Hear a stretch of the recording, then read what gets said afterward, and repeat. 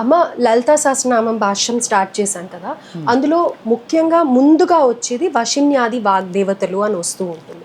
అయితే ఈ వశిన్యాది వాగ్దేవతలు ఎవరు, వాళ్ళు ఎక్కడ ఉంటారు, పైగా మీరు గతంలో ఒకసారి చెప్పారు అమ్మ వీళ్ళ చేత ఈ లలితా సహస్రనామం రచించుకున్నారు అని.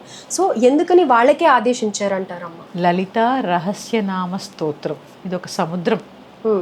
ఎంత చెప్పినా ఎన్నిసార్లు చెప్పినా మళ్ళీ మళ్ళీ వినాలనిపించి వింటూ ఉన్నా కూడా మన చెవుల్లో అమృతం పోసినట్టు ఉంటూ ఇంకా ఏదో తెలుసుకోవాలి అన్న తపన కలిగి. ఎందుకంటే ఆ స్తోత్రం అలాంటిదమ్మా, రహస్యనామ.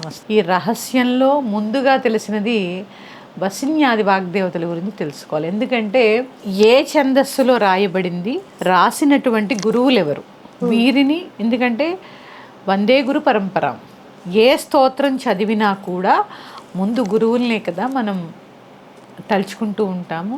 ఆ గురువులు ఈ లలితా సహస్రనామం ఎప్పుడు చదివినా వశిన్యాది వాగ్దేవతల్ని ఖచ్చితంగా తెలుసుకొని తీరవాలి.